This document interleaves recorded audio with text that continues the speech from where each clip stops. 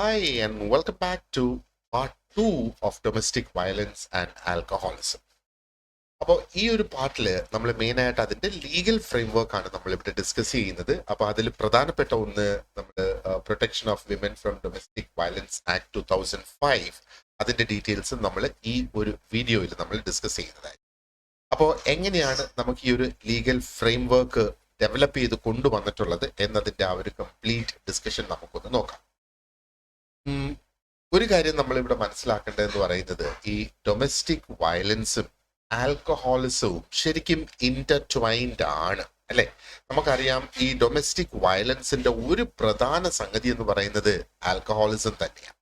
കാരണം ഈ ഒരു ആൽക്കഹോളിക് ബിഹേവിയർ അത് എസ്കലേറ്റ് ചെയ്ത് പോകുമ്പോഴത്തേക്ക് എന്താ പറയേണ്ടത്, ഒരു ഡൊമസ്റ്റിക് വയലൻസ് അല്ലെങ്കിൽ ഒരു വയലൻസിലേക്ക് എത്തും. ഈ വയലൻസ് പലപ്പോഴും വീട്ടിലുള്ള അംഗങ്ങൾക്ക് നേരെയാകും. അത് ഒരു എന്താ പറയേണ്ടത്, സ്പൗസസ് ആണെങ്കിൽ മിക്കവാറും അത് വൈഫിന് നേരെ തിരിയുന്ന ഒരു സിറ്റുവേഷൻ ആണ് നമ്മൾ കാണുന്നത്. അപ്പോൾ നമ്മുടെ ഗവൺമെന്റ്, അതായത് ഗവൺമെന്റ് ഓഫ് ഇന്ത്യ, ഒരുപാടധികം അല്ലെങ്കിൽ മൾട്ടിപ്പിൾ ലീഗൽ ഫ്രെയിംവർക്ക് തന്നെയാണ് ഈ ഒരു ഇഷ്യൂ അഡ്രസ് ചെയ്യുന്നതിന് വേണ്ടിയിട്ട് കൊണ്ടുവന്നിട്ടുള്ളത്. അപ്പോൾ ഇതിന്റെ പ്രധാന ഫോക്കസ് എന്ന് പറയുന്നത് ഇവിടെ വിക്ടിംസിന് ഒരു എന്താ പറയേണ്ടത്, ഒരു ഒരു റീഹാബിലിറ്റേഷനും ഒരു പ്രൊട്ടക്ഷൻ ഫ്രം ഒഫൻഡേഴ്സ് അത് കൊടുക്കുക എന്നുള്ളതാണ് ഇവിടെ പ്രധാനമായിട്ട് ഉദ്ദേശം. ഓക്കെ, അപ്പൊ നമുക്ക് ഓൾറെഡി അറിയാം, ഭാരതീയ ന്യായ സംഹിത BNS 2023 അത് ഇൻട്രൊഡ്യൂസ് ചെയ്തിട്ടുണ്ട്. അപ്പൊ അതിലും പ്രധാനപ്പെട്ട ഒരുപാട് ക്രിമിനൽ ലോ പ്രൊവിഷൻസ് അവിടെയുണ്ട്. നേരത്തെ ഉണ്ടായിരുന്ന പ്രൊവിഷൻസ് തന്നെയാണ്, അതൊക്കെ എല്ലാം റിവൈസ് ചെയ്ത് വന്നിട്ടുണ്ട് എന്നുള്ളതാണ്. എന്നാൽ നമ്മൾ ഒരു കാര്യം മനസ്സിലാക്കേണ്ടത്, നമ്മുടെ ഒട്ടുമിക്ക ആക്ട്സ്, പ്രത്യേകിച്ചും ഈ എന്താ പറയേണ്ടത്, protection of women from domestic violence act 2005 എന്ന് പറയുന്ന ഈ ആക്ടുകളൊന്നും ചേഞ്ച് ആയിട്ടില്ല എന്നുള്ളതാണ്. BNS പ്രധാനമായിട്ട് വന്നേക്കുന്ന മാറ്റം ക്രിമിനൽ ലോസിലും ഒക്കെയാണ് അതിനകത്ത് മെയിനായിട്ട് വന്നേക്കുന്ന മാറ്റങ്ങൾ. അപ്പൊ ഓരോന്നോരോന്ന് നമുക്ക് അത് ഡിസ്കസ് ചെയ്ത് പോകാം. ഓക്കെ, അപ്പോ ഇവിടെ നമുക്ക് ഒന്ന് എന്തൊക്കെയാണ് ഉള്ളത് എന്ന് നമുക്ക് നോക്കാം. അപ്പൊ protection of women from domestic violence act PWDVA എന്ന് ഷോർട്ട് ആക്കി അതിനെ പറയുന്നത് 2005 ശരിക്കും ഈ ഒരു ആക്ട് കൊണ്ടുവന്നിട്ടുള്ളത്. അപ്പൊ ഇത് ഓൾറെഡി നമുക്കറിയാം, പ്രധാനമായിട്ടും ആ വിക്ടിംസിന്റെ സംരക്ഷണമാണ് ഇതിനകത്ത് ഉദ്ദേശിക്കുന്നത്. അപ്പോ ഇതിനകത്ത് ക്രിമിനൽ റെമഡീസും ഉണ്ട്, സിവിൽ റെമഡീസും ഉണ്ട്. ഇതിലെ ചില ക്രിമിനൽ പ്രൊവിഷൻസ് എന്ന് പറയുന്നത് നമ്മുടെ BNS 2023 തന്നെയാണ് അത് വന്നിട്ടുള്ളത്. ആൻഡ് അതിനകത്ത് എൻഹാൻസ്മെന്റ്സ് വന്നിട്ടുണ്ട് എന്ന് വേണമെങ്കിൽ നമുക്ക് പറയാം. അപ്പൊ നമ്മൾ ഈ PWDVA അത് നമുക്ക് ഡീറ്റെയിൽഡ് ആയിട്ട് ഡിസ്കസ് ചെയ്യാം. പക്ഷെ അതിന്റെ കീ പ്രൊവിഷൻസ് നമ്മൾ നോക്കുവാണെന്നുണ്ടെങ്കിൽ മെയിനായിട്ട് ഒന്ന് പറയാം, എന്താ പറയണ്ടേ, ഡൊമസ്റ്റിക് വയലൻസ് തന്നെയാണ് ഇവിടെ അഡ്രസ് ചെയ്യുന്നത്. ഓക്കെ, അപ്പോൾ പ്രൊട്ടക്ഷൻ ഓർഡേഴ്സ് അതിന്റെ ഭാഗമായിട്ട് വരും. ഒരു സെക്യൂർ ഹൗസിംഗിന്റെ പ്രൊവിഷൻ അതിനകത്തുണ്ട്. വിക്ടിംസിന് മോണിറ്ററി റിലേഷൻഷിപ്പ് കൊടുക്കുന്ന മോണിറ്ററി ബെനിഫിറ്റ്സ് കൊടുക്കുന്ന നിയമങ്ങൾ അതിനകത്തുണ്ട്. Okay, and physical, emotional, verbal, sexual and economic abuse. പക്ഷേ അതെല്ലാം ആ ഒരു കുടുംബത്തിനുള്ളിൽ, ആ ഒരു ഹൗസ് ഹോൾഡിനുള്ളിൽ നടക്കുന്ന സംഗതികളൊക്കെ ഇവിടെ എന്താ പറയേണ്ടത്, അഡ്രസ് ചെയ്ത് പോകുന്നു എന്നുള്ളതാണ്. ആൻഡ് ഡൊമസ്റ്റിക് വയലൻസിനെ നമ്മൾ നോക്കുകയാണെന്നുണ്ടെങ്കിൽ അതിന്റെ ആ ഒരു ബ്രോഡ് ഡെഫിനിഷൻ നമ്മൾ നോക്കുകയാണെന്നുണ്ടെങ്കിൽ ആ റിലേഷൻഷിപ്പ് എന്ന് പറയുമ്പം ഈവൻ ലിവ് ഇൻ റിലേഷൻഷിപ്സ് അല്ലെങ്കിൽ ലിവ് ഇൻ ആയിട്ടുള്ള ആ പാർട്ട്ണർഷിപ്സ് പോലും ഇതിനകത്ത് അഡ്രസ് ചെയ്യുന്നുണ്ട്. അപ്പോ എന്താ പറയേണ്ടത്, ലീഗലി മാരിഡ് അല്ലല്ലോ ലിവ് ഇൻ റിലേഷൻഷിപ്സ് എന്ന് പറയുമ്പോഴത്തേക്ക്, അതിപ്പോ വളരെ കോമൺ ആണ് അല്ലെ, ലിവ് ഇൻ റിലേഷൻ, അതും ഇതിനകത്ത് കവേർഡ് ആണ് എന്നുള്ളതാണ്. അപ്പൊ ലീഗൽ എയ്ഡ് കൊടുക്കുക എന്നുള്ളതാണ്.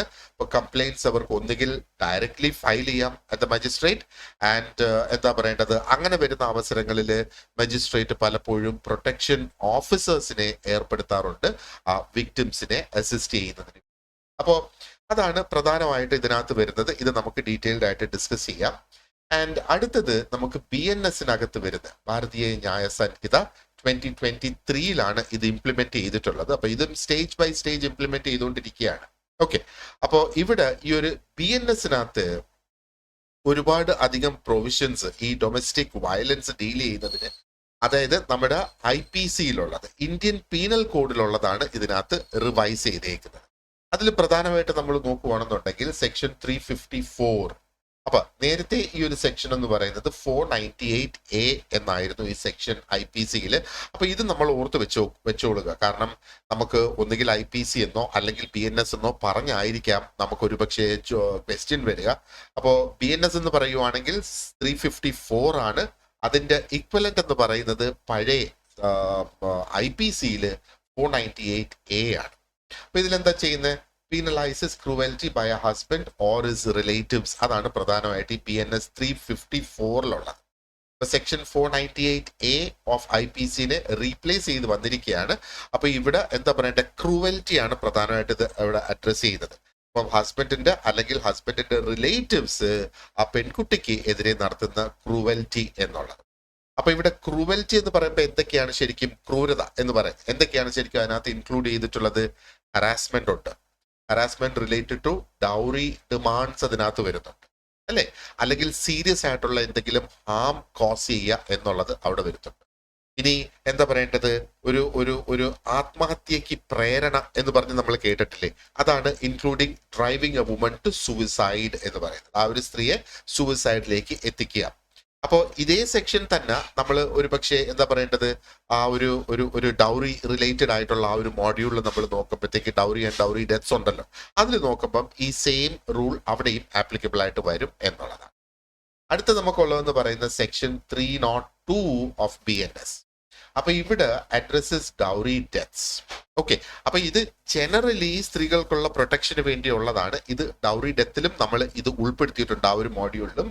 അപ്പൊ ഇവിടെ holding family accountable for suspicious deaths within 7 years of marriage.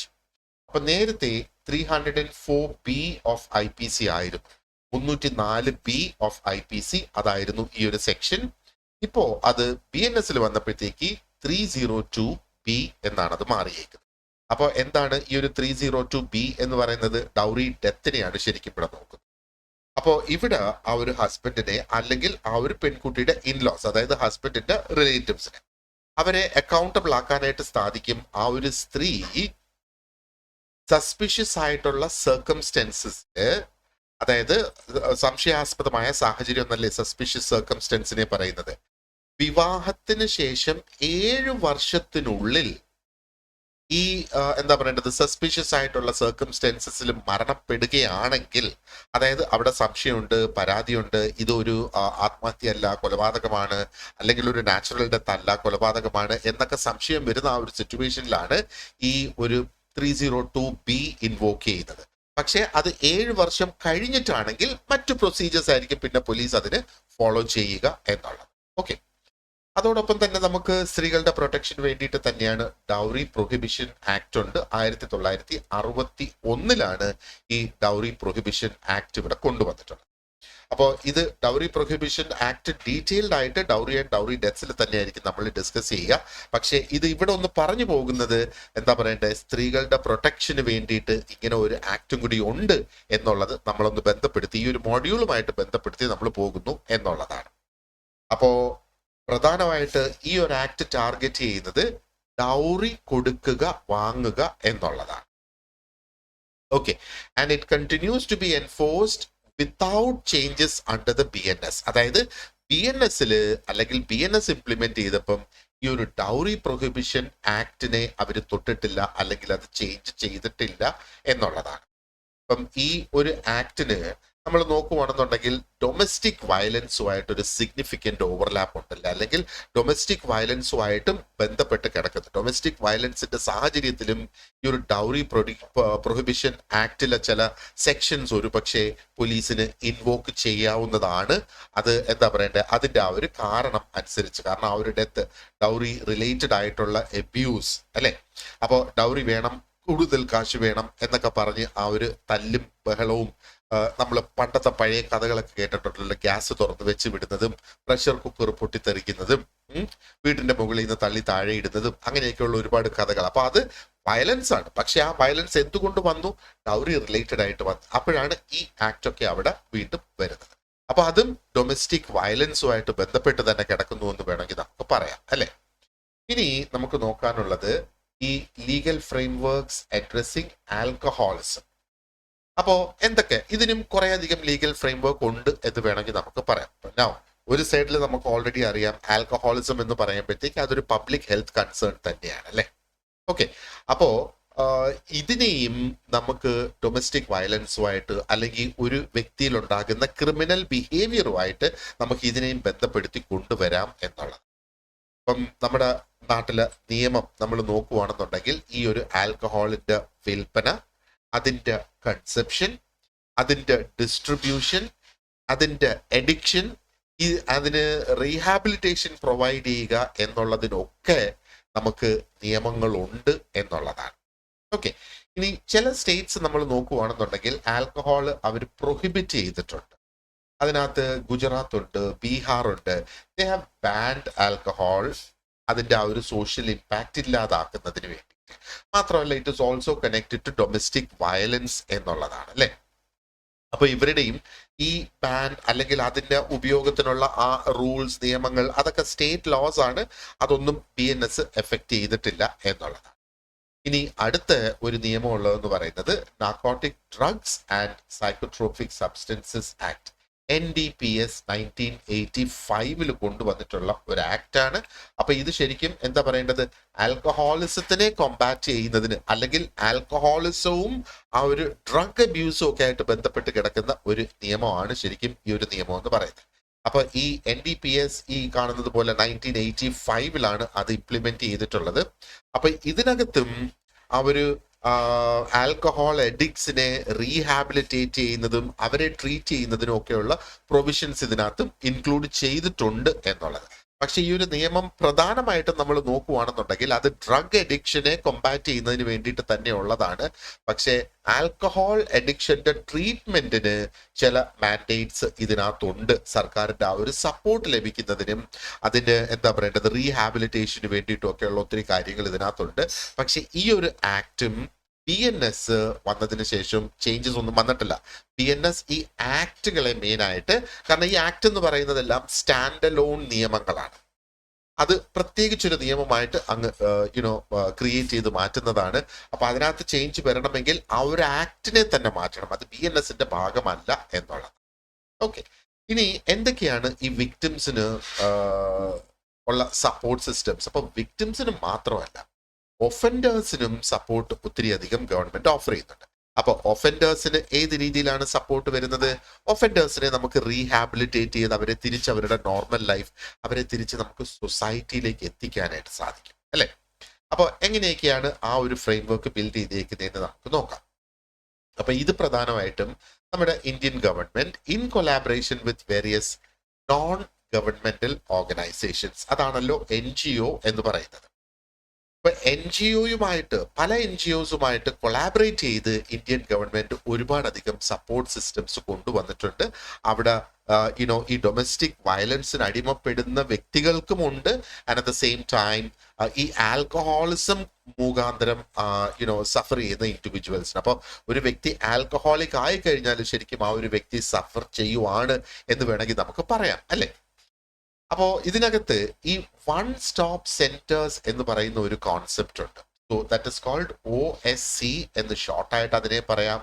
അപ്പോൾ ഈ വൺ സ്റ്റോപ്പ് സെന്റർ എന്ന് പറയുന്നത് ഇത് ministry of women and child development, ഇപ്പം നിങ്ങളുടെ ICDS ഈ മിനിസ്ട്രിയുടെ കീഴിലാണ് വരുന്നത് എന്ന് വേണമെങ്കിൽ നമുക്ക് പറയാം അല്ലെ. അപ്പൊ ഇവിടെയാണ് ശരിക്കും എന്താ പറയണ്ടേ ഈ വൺ സ്റ്റോപ്പ് സെന്റേഴ്സ് ഡെവലപ്പ് ചെയ്തിട്ടുള്ളത് ministry of women and child development ആണ്. അപ്പോ എന്താ പറയേണ്ടത്, അവർ ഒരുപാടധികം ഇന്റഗ്രേറ്റഡ് ആയിട്ടുള്ള സർവീസസ് കൊടുക്കുന്നുണ്ട് ഈ ഡൊമസ്റ്റിക് വയലൻസ് മുഖാന്തരം എഫക്റ്റഡ് ആയിട്ടുള്ള സ്ത്രീകൾക്ക്.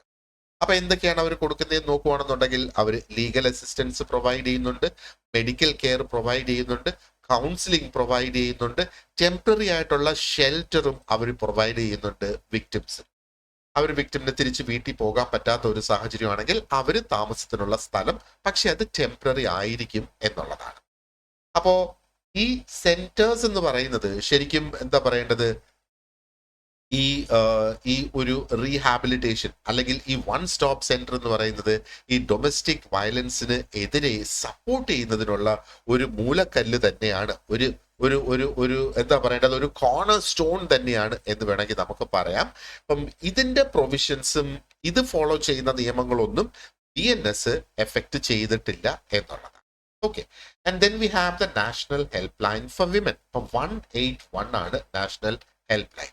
അപ്പൊ ഇത് ഒരു ടോൾ ഫ്രീ സർവീസ് ആണ്. അപ്പൊ ടോൾ ഫ്രീ സർവീസ് എന്ന് പറഞ്ഞാൽ എന്താണ്?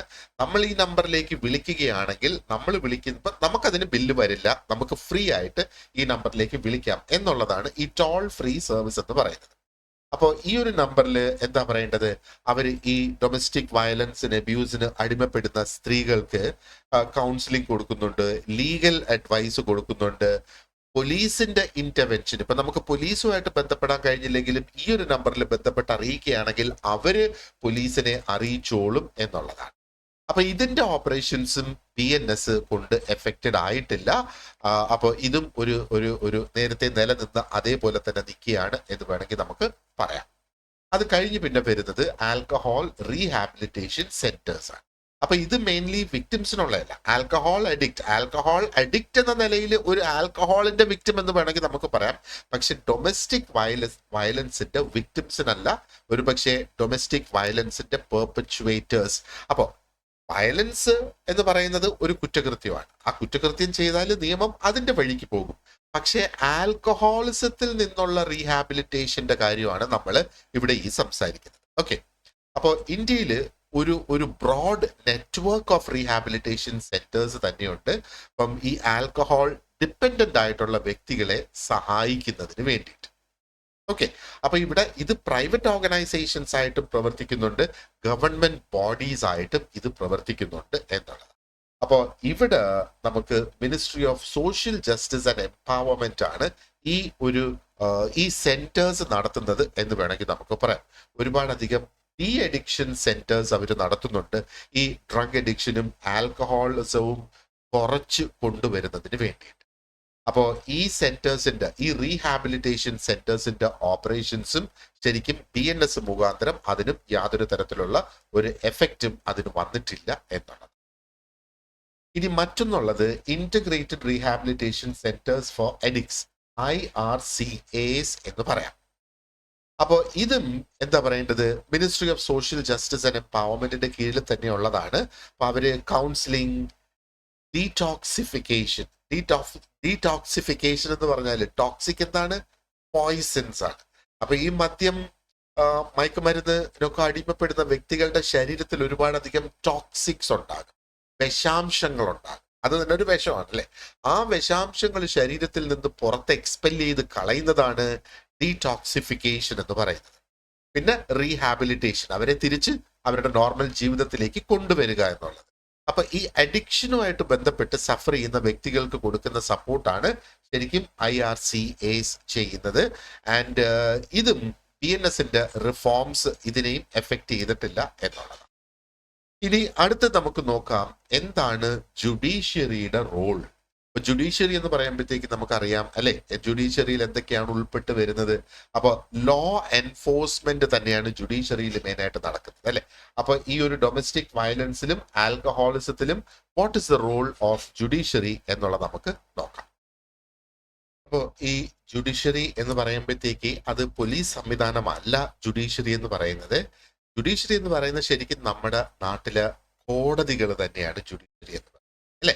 അപ്പൊ നമുക്കറിയാം ജുഡീഷ്യറി ഒരു independent and an autonomous branch of the government തന്നെയാണ്. അപ്പോൾ ഈ ജുഡീഷ്യറിയുടെ പ്രധാന ഉത്തരവാദിത്വം എന്ന് പറയുന്നത് ഒന്ന്, നമ്മുടെ കോൺസ്റ്റിറ്റ്യൂഷനും നിയമങ്ങളും അതിനെ ഇന്റർപ്രറ്റ് ചെയ്യുക എന്നുള്ളത്. ആൻഡ് ഈ കോൺസ്റ്റിറ്റ്യൂഷനും നമ്മുടെ നാട്ടിലെ നിയമങ്ങളും അപ്ഹോൾഡ് ചെയ്യുക, അത് എന്താ പറയേണ്ടത്, പാലിപ്പിക്കുക എന്നുള്ളത് വേണമെങ്കിൽ നമുക്ക് പറയാം. അപ്പോൾ നമ്മുടെ നാട്ടിലെ നിയമങ്ങൾ ഓരോ വ്യക്തികളുടെ റൈറ്റ്സ് അതിനെയൊക്കെ പ്രൊട്ടക്ട് ചെയ്യുന്നു എന്ന് വേണമെങ്കിൽ നമുക്ക് പറയാം. എന്തെങ്കിലും നമുക്കറിയാം, കോടതിയിൽ ഒരു ഡിസ്പ്യൂട്ട് ഉള്ള സമയത്ത് കോടതിയിൽ നമ്മൾ പോവുകയാണ് ഒരു പരിഹാരത്തിന് വേണ്ടി. അപ്പോൾ നമ്മുടെ ഈ ഒരു നാട്ടിലെ ജുഡീഷ്യറി എന്ന് പറയുമ്പോഴത്തേക്ക് അതിന് ഒരു ഹയറാർക്കിക്കൽ സിസ്റ്റം അവിടെയുണ്ട്. ജുഡീഷ്യറിയുടെ ഏറ്റവും മുകളിൽ സുപ്രീം കോർട്ടാണ് അവിടെ വരിക. അതിനുശേഷം ഓരോ സ്റ്റേറ്റിലും നമുക്കുള്ള ഹൈക്കോർട്ട്സ് ആണ് ആ സ്റ്റേറ്റ് ലെവലിലെ ടോപ്പ് കോടതി എന്ന് വേണമെങ്കിൽ നമുക്ക് പറയാം. അതിനുശേഷം നമുക്ക് സബോർഡിനേറ്റ് കോർട്ട്സ് ഉണ്ട്. അത് ഡിസ്ട്രിക്ട് കോർട്ട്സ്, സെഷൻസ് കോർട്ട്സ്, സ്പെഷ്യൽ കോടതി, അങ്ങനെയൊക്കെ പറഞ്ഞ് ഒരുപാടധികം കോടതികൾ നമുക്ക്. അപ്പൊ ആ ഒരു ഹയറാർക്കി, ഒരു പ്രധാനമായിട്ടൊരു 3 ലെയറിലെ ഹയറാർക്കി എന്ന് വേണമെങ്കിൽ നമുക്ക് പറയാം. ഏറ്റവും മുകളിൽ സുപ്രീം കോടതി, അതിനുശേഷം എന്തോ പറയേണ്ടത്, ഹൈക്കോടതി. എല്ലാ സ്റ്റേറ്റിലും ഓരോ ഹൈക്കോടതി ഉണ്ട്. ഇപ്പൊ കേരളത്തിന്റെ ഹൈക്കോടതി എന്ന് പറയുന്നത് എറണാകുളത്താണ്, അല്ലെ, കൊച്ചിയിലാണ് കേരളത്തിന്റെ ഹൈക്കോടതി എന്ന് പറയുന്നത്. അപ്പൊ അതേപോലെ അതിനുശേഷം നമ്മൾ ഓരോ ജില്ലകളിലും നമുക്ക് സെഷൻസ് കോർട്സ് ഉണ്ട്. അപ്പൊ ജില്ലാ അടിസ്ഥാനമാക്കി മാത്രമല്ല, ഒരു ജില്ലയുടെ ഉള്ളിൽ തന്നെ പല സ്ഥലങ്ങളിലും ഈ സെഷൻ കോർട്സ് ഉണ്ടാകാം എന്നുള്ളതാണ്. ഡിസ്ട്രിക്ട് കോർട്സ് കഴിഞ്ഞിട്ട് മറ്റൊരു സെഷനാണ്, അല്ലെങ്കിൽ ഒരു ലെയറാണ് ഈ സെഷൻസ് കോർട്സ് എന്ന് വേണമെങ്കിൽ നമുക്ക് പറയാം. അപ്പൊ കോൺസ്റ്റിറ്റ്യൂഷന്റെ ഇന്റർപ്രിട്ടേഷൻ അവരിവിടെ നടത്തുന്നുണ്ട്. അപ്പൊ അതിന്റെ അർത്ഥം നമുക്ക് മനസ്സിലാക്കി തരുന്നത്, ഓരോ സാഹചര്യത്തിൽ എങ്ങനെയാണ് കോൺസ്റ്റിറ്റ്യൂഷനെ നമ്മൾ മനസ്സിലാക്കേണ്ടത് എന്നുള്ളത്. ഓക്കെ, അതൊക്കെയാണ് പ്രധാനമായിട്ട്. പിന്നെ അറിയാലോ, കുറ്റവാളികളുടെ ഒരു ശിക്ഷയൊക്കെ വിധിക്കുന്നതും ഒക്കെ ജുഡീഷ്യറി തന്നെയാണ്. അപ്പൊ നമുക്ക് ഒരു കണക്കിന് നമുക്ക് പറയാം, ജുഡീഷ്യറി എന്ന് പറയുമ്പോഴത്തേക്ക് നമ്മുടെ നാട്ടിലെ കോർട്ട് സിസ്റ്റം തന്നെയാണ് ജുഡീഷ്യറി എന്ന് പറയുന്നത്. പക്ഷേ ജുഡീഷ്യറി എന്ന ആ ഒരു വേർഡ് നമ്മൾ ഉപയോഗിക്കുമ്പോൾ പെട്ടെന്ന് നമ്മുടെ മനസ്സിൽ വരുന്നത് കോടതിയും ജഡ്ജും വക്കീലും ഒക്കെ ആണെങ്കിലും അതിനേക്കാളും കൂടുതലുണ്ട് എന്നുള്ളതാണ്.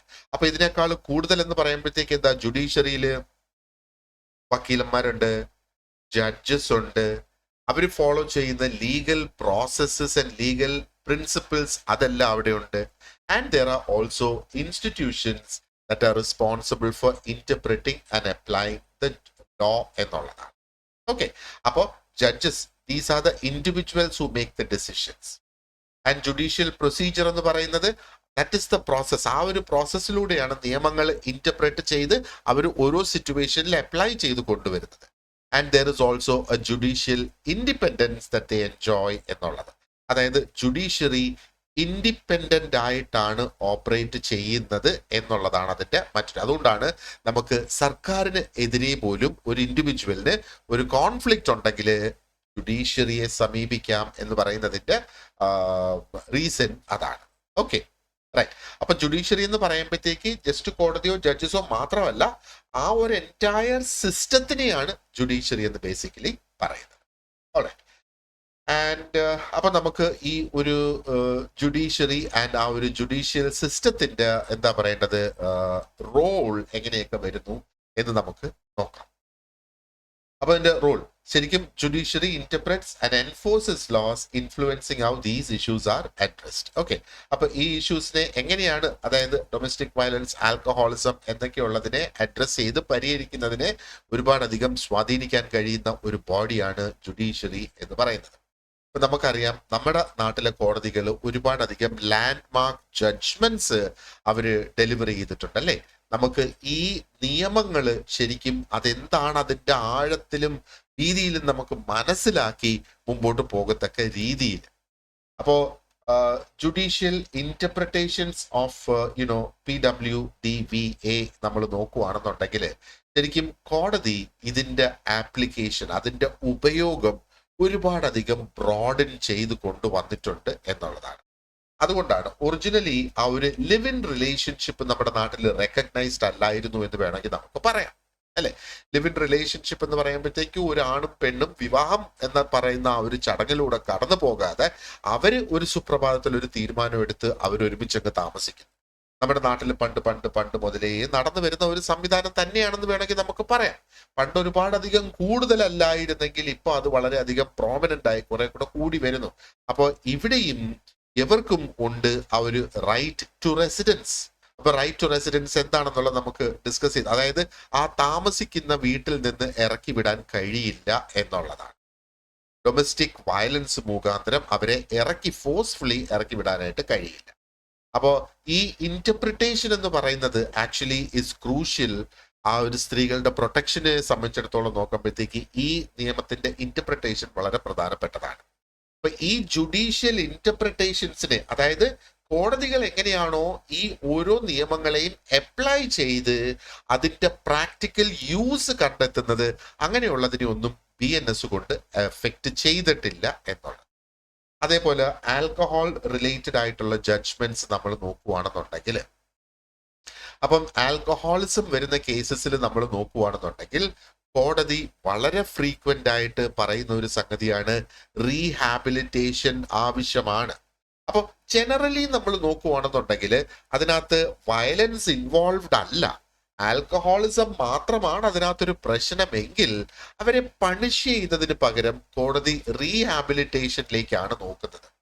അപ്പൊ ഈ ഒരു അഡിക്ഷൻ എന്ന് പറയുന്നത് ഒരു രോഗം എന്ന നിലയിൽ കണക്കാക്കി അവര് എന്താ പറയേണ്ടത്, പണിഷ് ചെയ്യുന്നതിന് പകരം അവരെ ട്രീറ്റ് ചെയ്യുക എന്നുള്ളതാണ്. അപ്പൊ അത്തരത്തിലുള്ള നിയമങ്ങളും BNS എഫക്ട് ചെയ്തിട്ടില്ല. അപ്പൊ ഇവിടെ പ്രത്യേകം നോക്കുക, ആൽക്കഹോൾ റിലേറ്റഡ് ജഡ്ജ്മെന്റ്സിന്റെ കാര്യമാണ് നമ്മൾ ഈ പറയുന്നത്, അല്ലാതെ വയലൻസ് റിലേറ്റഡ് ജഡ്ജ്മെന്റ്സ് അല്ല. നോക്ക്, വയലൻസ് ഉണ്ടാകാൻ ആൽക്കഹോൾ ഒരു കാരണമാകും, അപ്പൊ അത് വയലൻസിലേക്ക് പോകും. ഇവിടെ വയലൻസ് ഇല്ല, പക്ഷെ ഈ ഒരു വ്യക്തി എന്ന് പറഞ്ഞാൽ ഒരു സ്ഥിരം മദ്യപാനിയാണ്. അതുകൊണ്ട് ആ ഒരു വ്യക്തിയുടെ പേരിൽ കേസ് വന്ന് കോടതിയിൽ പോയി, ആ ഒരു സിറ്റുവേഷൻ ആണ് ഞാൻ ഇവിടെ ഈ പറയുന്നത്. അതാണ് ആൽക്കഹോൾ റിലേറ്റഡ് ജഡ്ജ്മെന്റ്സ് എന്ന് പറയുന്നത്. സോ ഇൻ ഷോർട്ട് നമ്മൾ നോക്കുകയാണെന്നുണ്ടെങ്കിൽ നമ്മുടെ ആ ഒരു ലീഗൽ ഫ്രെയിംവർക്കും നമ്മുടെ സപ്പോർട്ട് സിസ്റ്റംസും നമ്മൾ നോക്കുകയാണെന്നുണ്ടെങ്കിൽ ഈ ഒരു ഡൊമസ്റ്റിക് വയലൻസും ആൽക്കഹോളിനെയും പല ആംഗിളിൽ നിന്ന് അത് സപ്പോർട്ട് ചെയ്യുന്ന, അറ്റാക്ക് ചെയ്യുന്ന, അതുകൊണ്ടുണ്ടാകുന്ന ഇഷ്യൂസ് ഇല്ലാതാക്കാനുള്ള ഓൾമോസ്റ്റ് എല്ലാ ശ്രമങ്ങളും അവിടെ ഉണ്ട് എന്നുള്ളതാണ്. അപ്പോൾ ഒരു കാര്യം മനസ്സിൽ വെക്കുക, ഈ BNS 2023 വന്നതോടുകൂടി ഒരുപാടധികം ക്രിമിനൽ പ്രൊവിഷൻസ് ആണ് മാറിയിട്ടുള്ളത്. പക്ഷെ നമ്മുടെ ഈ എന്താ പറയേണ്ടത് കീ ലെജിസ്ലേഷൻസ്, അതിലൊന്നാണ് ഈ protection of women from domestic violence act എന്ന് പറയുന്നത്. ഈ ആക്ടുകൾ അല്ലെങ്കിൽ ഡൗറി പ്രൊഹിബിഷൻ ആക്ട്, ഇതൊക്കെ അൺചേഞ്ച്ഡ് ആണ്. BNS അതിനെ ഒന്നും എഫക്ട് ചെയ്തിട്ടില്ല, അല്ലെങ്കിൽ അതിനകത്തുള്ള പ്രൊവിഷൻസിനെ ഒന്നും മാറ്റിയിട്ടില്ല എന്നുള്ളതാണ്.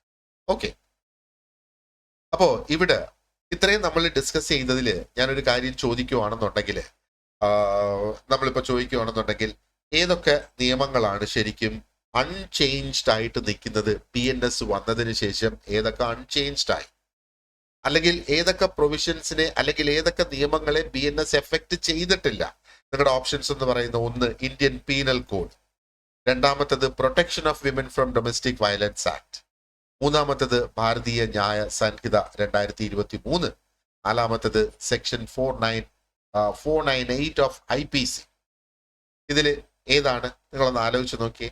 അപ്പൊ ഇതേപോലെയുള്ള കുറെ അധികം ചോദ്യങ്ങളും അതിന്റെ ഉത്തരങ്ങളും എന്താ പറയേണ്ടത് ഞാൻ നിങ്ങളുടെ നോട്ട്സിന്റെ കൂടെ ഉൾപ്പെടുത്തിയിട്ടുണ്ട്.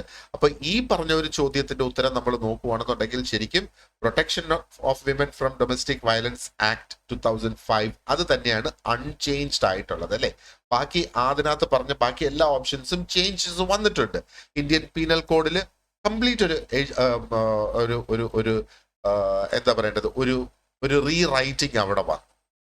ആൻഡ് ഈ ഭാരതീയ ന്യായ സംഹിത എന്ന് പറയുന്നത് തന്നെ ഈ ഒരു റീറിട്ടൺ വേർഷൻ തന്നെയാണ്, അല്ലെ? And section 498A of IPC അതും ഓൾറെഡി മാറിയിട്ടുണ്ട് എന്നുള്ളത് നമുക്ക് അറിയാവുന്ന ഒരു സംഗതി. അപ്പൊ ഈ രീതിയിൽ നമുക്കിതിനെ ഇന്റർപ്രറ്റ് ചെയ്തെടുക്കേണ്ട ആ ഒരു രീതിയിലുള്ള ക്വസ്റ്റ്യൻസ് നമുക്ക് എന്താ പറയേണ്ടത് ഇത്തവണ പ്രതീക്ഷിക്കാം. സ്പെസിഫിക്കലി കഴിഞ്ഞ വർഷം ആണ് ഈ ചേഞ്ചസ് ഒക്കെ വന്നേക്കുന്നത്. അതുകൊണ്ട് ആ ഒരു പുതിയ എന്താ പറയേണ്ടത് ആക്ടുകളും അതിന്റെ നമ്പേഴ്സും ഒക്കെ നമ്മൾ ഇരിക്കണം എന്നുള്ളത് വളരെ ഇമ്പോർട്ടൻ്റ് ആണ്. ഓക്കെ, ഇനി നമുക്ക് ഈ ഒരു മോഡ്യൂളിൽ ഏറ്റവും പ്രധാനപ്പെട്ട നിയമം എന്ന് പറയുന്നത് ഇതാണ്, protection of women from domestic violence act 2005. ഇതാണ് നമ്മുടെ ഏറ്റവും, അപ്പൊ ഇതിനെ ഷോർട്ട് ആക്കിയിട്ട് PWDVA എന്ന് പറയും. ഓക്കെ, അപ്പോ ഈ ഒരു ആക്ട് 2005 നിലവിൽ വന്ന ഈ ഒരു ആക്ട് എന്ന് പറയുന്നത് ഒരു വളരെ കോംപ്രിഹെൻസീവ് ആയിട്ടുള്ള ഒരു ലീഗൽ ഫ്രെയിംവർക്ക് ആണ്. ഇവിടെ സ്ത്രീകൾക്ക് പ്രൊട്ടക്ഷൻ കൊടുക്കുകയാണ് പലതരത്തിലുള്ള ഡൊമസ്റ്റിക് വയലൻസിൽ നിന്ന്.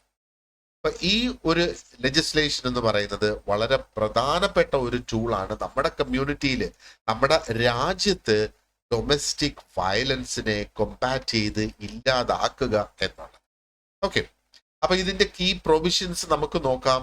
അപ്പോൾ ഡൊമസ്റ്റിക് വയലൻസിന്റെ കാര്യം തന്നെ ഇതിനകത്ത് ഡിഫൈൻ ചെയ്തിട്ടുണ്ട്. അത് പല രൂപത്തിൽ വരാം. അതൊരു ഫിസിക്കൽ ഹാം ചെയ്യുന്നത് അവിടെ വരാം, ഇമോഷണൽ ഹാം ആകാം, സെക്ഷുവൽ ഹാം ചെയ്യുന്നതാകാം, വെർബൽ ഹാം ആകാം, എക്കണോമിക് അബ്യൂസ് ആകാം.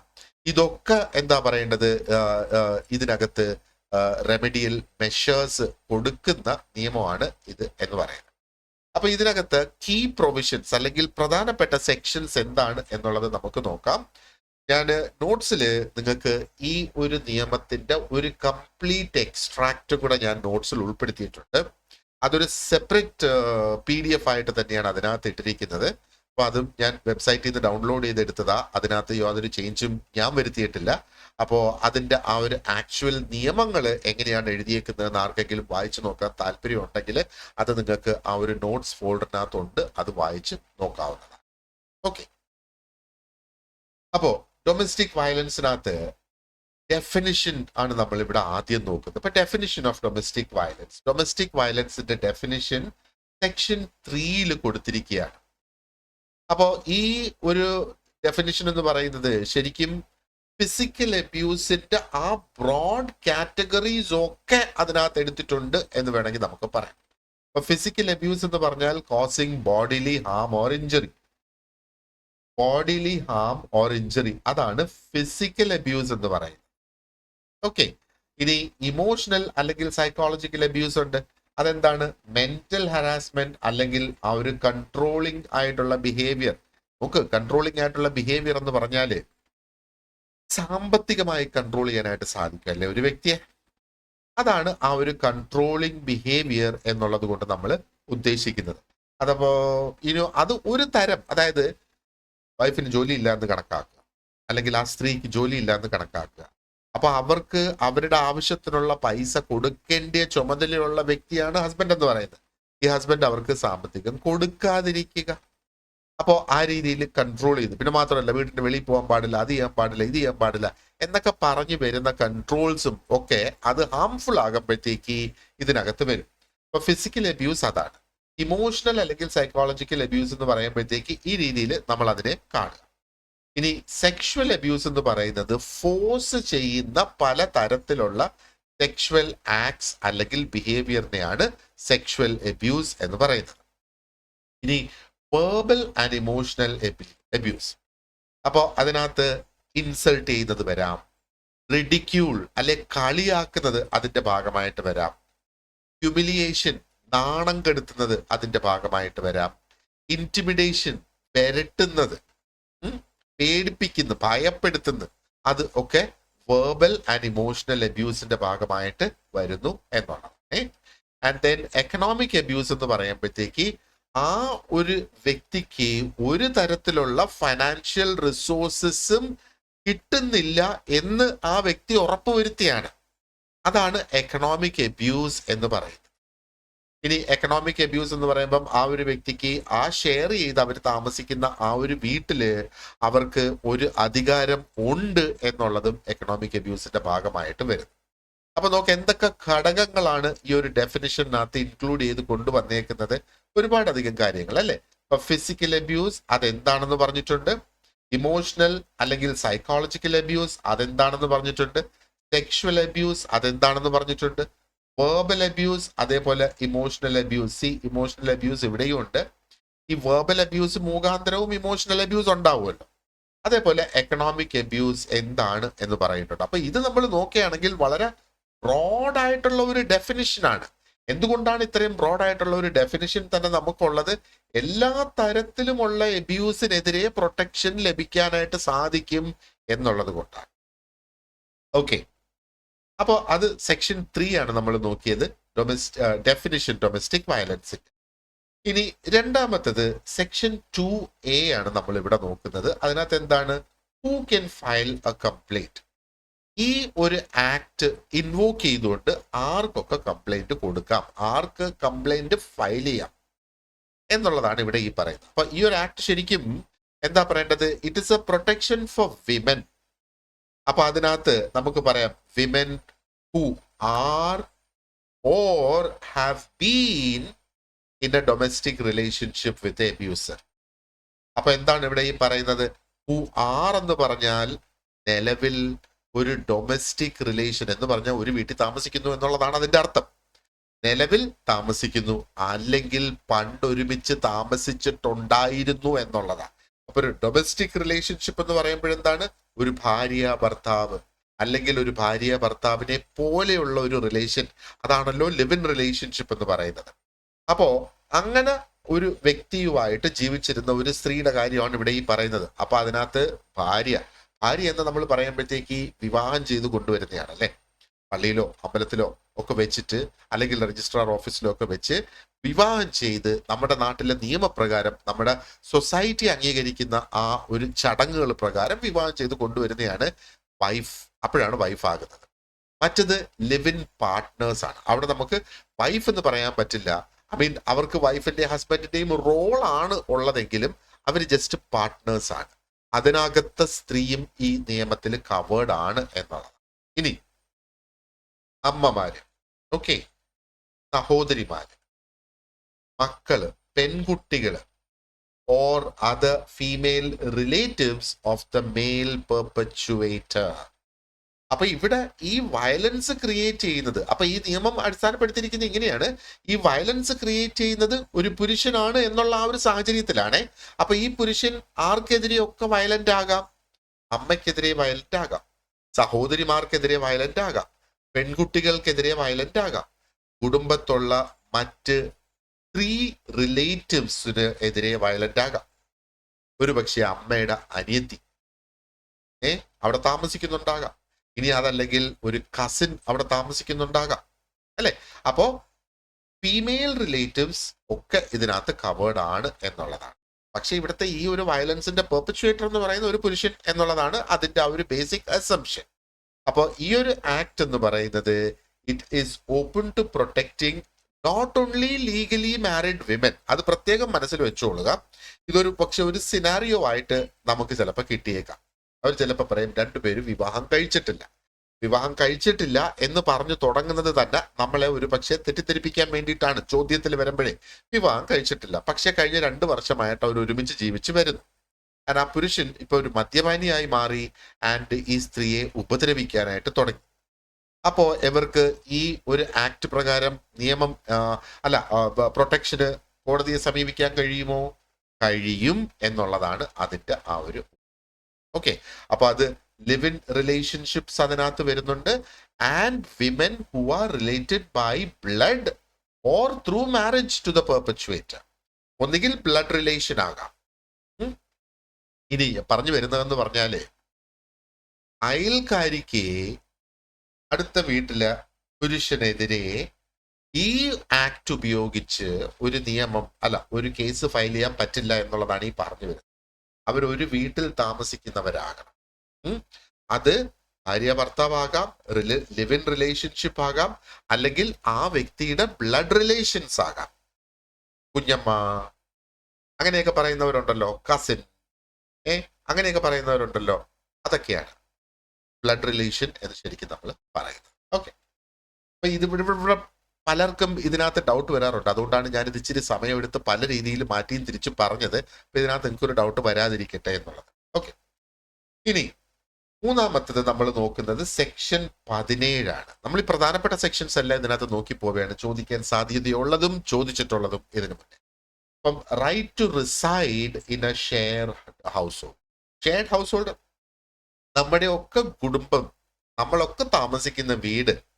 അവിടെ ഇപ്പം എന്താ പറയണ്ടത്, നിങ്ങൾ മാരിഡ് ആണെങ്കിൽ നിങ്ങളുടെ സ്പൗസ് കൂടെ ഉണ്ടാകും അല്ലേ, നിങ്ങളുടെ മക്കൾ കൂടെ ഉണ്ടാകും, ചിലപ്പോൾ നിങ്ങളുടെ മാതാപിതാക്കൾ കൂടെ ഉണ്ടാകും, ചിലപ്പോൾ മറ്റെന്തെങ്കിലും ബന്ധുക്കളും ഏതെങ്കിലും ബന്ധുക്കളും നിങ്ങളുടെ കൂടെ ഉണ്ടാകും. അപ്പൊ ഈ എല്ലാവരും കൂടെ ഒരുമിച്ച് താമസിക്കുന്ന ആ ഒരു ഭവനത്തെ, ആ ഒരു വീടിനെയാണ് ഷെയർഡ് ഹൗസ് ഹോൾഡ് എന്ന് പറയുന്നത്. അല്ലാതെ ഷെയർഡ് ഹൗസ് ഹോൾഡ് എന്ന് പറഞ്ഞതുകൊണ്ട് അതൊരു വ്യത്യസ്തമായ ഒരു കോൺസെപ്റ്റ് ഒന്നും അല്ല. നമ്മൾ സാധാരണ വസിച്ചു വരുന്ന വീട് തന്നെയാണ് ഈ ഷെയർഡ് ഹൗസ് എന്ന് പറയുന്നത്. അപ്പൊ ഇവിടെ ജീവിക്കുന്നതിന് റൈറ്റ് ഉണ്ട്. ആർക്ക്? ആ സ്ത്രീക്ക്. ഈ ഒരു അബ്യൂസിന് അടിമപ്പെടുന്ന വ്യക്തിക്ക്, ആ സ്ത്രീക്ക് അല്ലെങ്കിൽ ആ സ്ത്രീകൾക്ക് അവിടെ താമസിക്കുന്നതിനുള്ള റൈറ്റ്. അപ്പൊ ഇതിനകത്ത് എന്തൊക്കെയാ പറയുന്നത്? സെക്ഷൻ 17. അപ്പൊ സെക്ഷൻ 17 ഉറപ്പ് വരുത്തുന്നത് women have the right to reside in the shared household regardless of the ownership. വീട് ചിലപ്പോൾ ഹസ്ബൻഡിന്റെ പേരിലായിരിക്കാം, ഹസ്ബൻഡിന്റെ അച്ഛന്റെ പേരിലായിരിക്കാം, ഹസ്ബൻഡിന്റെ അമ്മയുടെ പേരിലായിരിക്കും, ഓക്കെ, ഹസ്ബൻഡിന്റെ സഹോദരിയുടെ പേരിലായിരിക്കും, ആരുടെ പേരിലോ ആയിക്കോട്ടെ. പക്ഷേ ഇവിടെയാണോ അവര് താമസിക്കുന്നത്? ഡെഫിനറ്റ്ലി. അപ്പോൾ ഈ റിഗാർഡ്ലെസ് ഓഫ് ദ ഓണർഷിപ്പ് എന്ന് പറയുമ്പോഴത്തേക്ക് നമ്മൾ ഇത്രയും മനസ്സിലാക്കിയാൽ മതി. ചിലപ്പം ഭാര്യയുടെ പേരിലായിരിക്കാം, അല്ലെങ്കിൽ ഹസ്ബൻഡിന്റെ പേരിലായിരിക്കാം. ഇപ്പം മറ്റുള്ളവരുടെ വീടുകളെ കുറിച്ച് നമ്മൾ ആ ഒരു രീതിയിലേക്ക് ഇറങ്ങിപ്പോണ്ട, അതിന് കോടതിയുടെ ഇന്റർപ്രിട്ടേഷനിൽ വരേണ്ടതാണ്. ഇപ്പം നമ്മളിപ്പോൾ ഒരു വാടക വീട്ടിൽ താമസിക്കുമ്പോഴും എന്താ പറയണ്ടേ, ആ വീട്ടിൽ താമസിക്കുന്നതിന് അതിനെയും പ്രൊട്ടക്ട് ചെയ്യാം. പക്ഷെ ഇതിനകത്ത് ഇന്റർപ്രിട്ടേഷന്റെ ഭാഗമായിട്ടായിരിക്കും അത് വരിക. പക്ഷെ ഈ ഓണർഷിപ്പ് എന്ന് പറയുന്നത് ഹസ്ബൻഡിനെയും വൈഫിനെയും മാത്രം കണക്കിലെടുത്താൽ മതി. അപ്പൊ ഹസ്ബൻഡിന്റെ പേരില് വീടാണെന്നും പറഞ്ഞ് വൈഫിന് അവിടെ താമസിക്കാനുള്ള റൈറ്റ് ഇല്ലാതാകുന്നില്ല. കോടതി അതിനുള്ള ഓർഡർ കൊടുക്കും, അവർക്ക് അവിടെ താമസിക്കാം, അവരെ പിന്നെ അവർക്ക് അവിടെ നിന്ന് ഇറക്കി വിടാനായിട്ട് കഴിയില്ല എന്നുള്ളതാണ്. അപ്പൊ ഈ ഒരു പ്രൊവിഷൻ ശരിക്കും കൊണ്ടുവന്നേക്കുന്നത് ആ വിക്ടിംസിനെ, ആ സ്ത്രീകളെ ആ വീട്ടിൽ നിന്ന് ഇറക്കി വിടാതിരിക്കാൻ വേണ്ടിയിട്ടാണ്. ആ കുടുംബക്കാരും കാരണം ആ ഒരു മനുഷ്യനും അല്ലെ, പുരുഷനും അല്ലെ, കാരണം അവർക്കൊരു സേഫ് പ്ലേസ് ഉണ്ടാകണം. ആ ലീഗൽ പ്രൊസീഡിങ്സ് നടന്ന് പൂർത്തിയാകുന്നിടം വരെ അവർക്ക് താമസിക്കാനുള്ള സേഫ് പ്ലേസ് ആണ് അവരുടെ ആ ഒരു വീട് എന്ന് പറയുന്നത്. ഓക്കെ, അടുത്തത് പ്രൊട്ടക്ഷൻ ഓർഡേഴ്സ് ആണ്. സെക്ഷൻ 18 ഇത് വരുന്നത്. So victims can apply for protection orders which prevent the abuser from. അപ്പൊ ഇവിടെ വിക്ടിം ആരാണ്? Victim is the lady. And ഇവിടെ അബ്യൂസർ ആരാണ്? The husband. ലിവ് ഇൻ റിലേഷനിലാണെങ്കിൽ പുരുഷൻ അബ്യൂസർ, സ്ത്രീ വിക്ടിം. അങ്ങനെയാണ് ഇത് വരുന്നത്. അപ്പൊ ഈ ഒരു സെക്ഷനില് അവർക്ക് എന്താ പറയേണ്ടത്? പ്രൊട്ടക്ഷൻ ഓർഡേഴ്സ് അവിടെ കിട്ടും. അപ്പൊ പ്രൊട്ടക്ഷൻ ഓർഡേഴ്സ് എന്ന് പറയുമ്പോ അത് ആ ഒരു അബ്യൂസറെ ഇനി ഫർദർ വയലൻസ് ആ വ്യക്തിയുടെ അടുത്ത് ചെയ്യുന്നതിൽ നിന്നും റിസ്ട്രെയിൻ ചെയ്യുന്ന ഒന്നാണ്. അപ്പോ കോടതിക്ക് നിയമം അല്ലെങ്കിൽ ഓർഡർ ഈ രീതിയിലൊക്കെ കൊടുക്കാം. അതായത് ആ വ്യക്തി താമസിക്കുന്ന സ്ഥലമോ അല്ലെങ്കിൽ ആ വീടോ അല്ലെങ്കിൽ അവരുടെ ജോലി സ്ഥലത്തോ കേറാൻ പാടില്ലെന്ന് പറയാം. ആ ഒരു വിക്ടിം താമസിക്കുന്ന സ്ഥലം നോക്കുക, ആലോചിച്ച് നോക്കുക. രണ്ടുപേരും ഒരുമിച്ച് താമസിച്ചിരുന്ന വീടാണ്. അപ്പൊ അവിടെ തന്നെയാണ് ഹസ്ബൻഡും താമസിക്കുന്നത്, വൈഫും താമസിക്കുന്നത്. ഒരു പക്ഷെ ഹസ്ബൻഡിന് അവിടെ തുടർന്ന് പോകണം. അപ്പോ വൈഫിന്റെ റൂമിൽ കയറരുത് എന്ന് ഓർഡർ കൊടുക്കാം. മനസ്സിലായില്ലേ? അപ്പോ ആ വിക്ടിമിന്റെ റെസിഡൻസിലും പോകാൻ പാടില്ല, വർക്ക് പ്ലേസിലും പോകാൻ പാടില്ല. അങ്ങനത്തെ ഒരു ഓർഡർ കൊടുക്കാം. മറ്റൊന്ന്, കമ്മ്യൂണിക്കേറ്റിംഗ് വിത്ത് ദം. ആ വിക്ടിമുമായിട്ട് ഒരു രീതിയിലുള്ള ഒരു ഒരു ആശയവിനിമയം പാടില്ല എന്ന് പറയാം. ചിലപ്പോൾ ഇതെല്ലാം കൂടെ ഒന്നിച്ചു വരാം, ചിലപ്പോൾ ഇതിൽ ഏതെങ്കിലും ഒരെണ്ണം മാത്രമായിരിക്കും കോടതി അവർക്ക് അനുവദിച്ചു കൊടുക്കുക. And then committing further acts of violence. നീ കോടതി പോയല്ലേ, എന്നാ ഇരിക്കട്ടെ ഒരു രണ്ടിടിയും കൂടെ എന്നൊന്നും പറയാനായിട്ട് പറ്റില്ല. അങ്ങനെ പറഞ്ഞാൽ പിന്നെ പോലീസുകാര് കഴുത്തിന് പിടിച്ച് അങ്ങ് കൊണ്ടുപോയി ജയിലിൽ അടയ്ക്കും എന്നുള്ളത്. അപ്പൊ ഇനി കൂടുതൽ ആ ഒരു ഹാം ഉണ്ടാകാതെ എന്താ പറയേണ്ടത്, അവർക്കുള്ള പ്രൊട്ടക്ഷൻ എന്നുള്ളത്. അപ്പൊ ഇനി ഇത് പ്രൊട്ടക്ഷൻ ഓർഡേഴ്സ്.